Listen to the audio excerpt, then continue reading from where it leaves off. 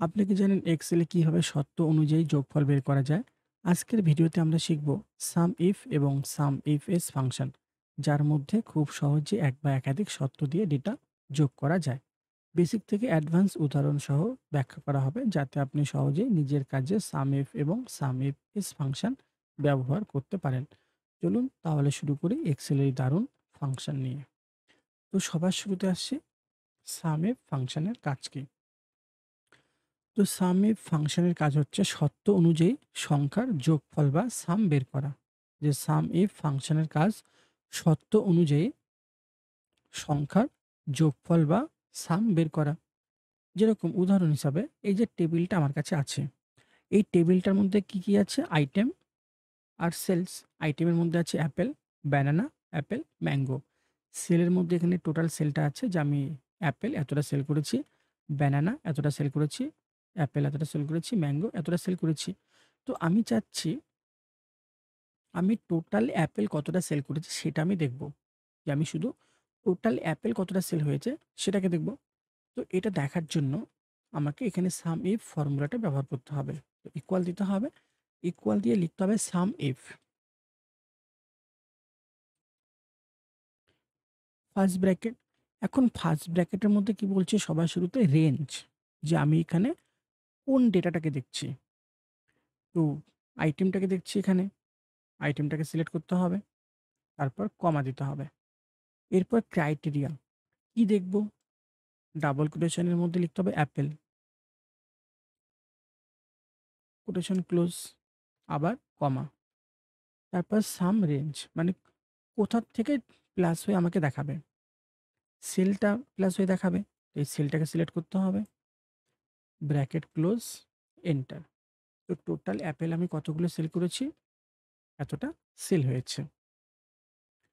এখন এটাকে যদি আমরা একটু অ্যাডভান্স ভাবে দেখতে চাই, তাহলে হেডিংটাকে আগে কপি করে নেব। এখানে একটা লিস্ট বাটন তৈরি করব। আসতে হবে ডাটাতে, এখান থেকে ডাটা ভ্যালিডেশন, এখান থেকে লিস্ট করে নেব। সোর্সের মধ্যে এই পুরো সোর্সটাকে সিলেক্ট করব। ওকে, তো লিস্টটা তৈরি হয়ে গেল এখানে। এখন এখানে লিখতে হবে ইকুয়াল সাম ইফ। আইটেমটাকে সিলেক্ট করতে হবে, কমা, এখান থেকে এই আইটেমটাকে সিলেক্ট করব, কমা, এখান থেকে সেলটাকে সিলেক্ট করব, ব্র্যাকেট ক্লোজ, এন্টার।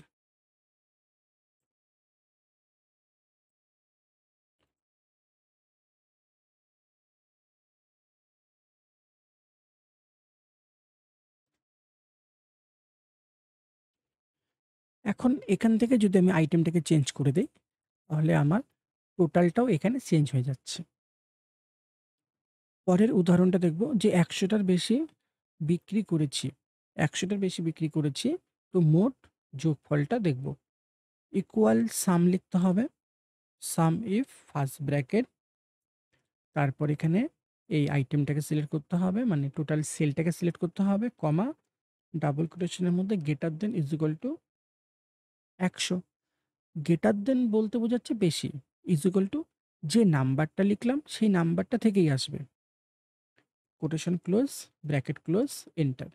তো এখানে চলে আসলো। তো টোটাল ১০০-র উপরে যতটা সেল হয়েছে সেই সেলের টোটালটা এখানে কি আমাকে বের করে দিল।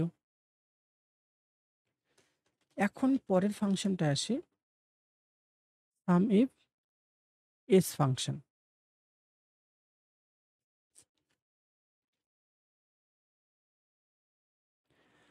এমএস এক্সেলের সাম ইফ এক্স ফাংশনটি দিয়ে আপনি একটি বা তার বেশি সত্য, মানে মাল্টিপল ক্রাইটেরিয়ার উপর ভিত্তি করে সংখ্যা যোগ করতে পারেন।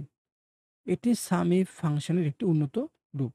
সাম ইফ ফাংশন শুধুমাত্র একটি সত্য নিয়ে কাজ করতে পারে, কিন্তু সাম ইফ এস ফাংশন একাধিক সত্যের ভিত্তিতে যোগফল বের করার জন্য ব্যবহার হয়।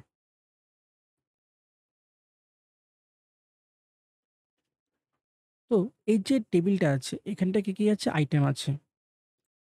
তো এখানে আমার প্রোডাক্টের নাম আছে, এরপর আমি কোথায় সেল করেছি সেই লোকেশনটা এখানে আছে, টোটাল সেলটা আছে। তো আমি চাচ্ছি অ্যাপেল কোন জায়গায় মানে ইস্টে টোটাল কতটা সেল হয়েছে বা ওয়েস্টে কতটা সেল হয়েছে সেটা আমি দেখব। তো আমার কাছে এই টেবিলটা আছে। এই টেবিলের মধ্যে আমি চাচ্ছি অ্যাপেল আমি ইস্টে টোটাল কতটা সেল করেছি সেই সেলটা আমি দেখব। তো এখানে লিখতে হবে ইকুয়াল সাম ইফ এস পাঁচ ব্র্যাকেট। এখন সবার শুরুতে আছে সাম রেঞ্জ। তো সাম রেঞ্জের মধ্যে এই নাম্বারটা প্লাস হবে, এটাকে সিলেক্ট করতে হবে, কমা দিতে হবে। এরপর কি আছে ক্রাইটেরিয়া। ক্রাইটেরিয়া কি দেখব? আইটেমটা দেখব, সিলেক্ট করলাম, আবার কমা দিতে হবে। এখন ক্রাইটেরিয়া ওয়ান। ক্রাইটেরিয়া ওয়ানের মধ্যে হবে প্রথম শর্ত যে আমি কি দেখব? অ্যাপেল দেখব, অ্যাপেল কোটেশন ক্লোজ, আবার কমা। এরপর আছে ক্রাইটেরিয়া টু। ক্রাইটেরিয়া টুর মধ্যে হবে লোকেশন, যে আমি কোন লোকেশনটা দেখছি, কমা, double quotation.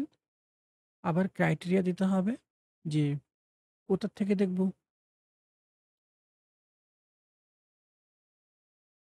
East quotation close, bracket close, enter. তো এখানে চলে আসলো। তো ইস্টের মধ্যে অ্যাপেল সেল করেছি 100 আর এখানে 120, তো টোটাল হচ্ছে 22, মানে 220।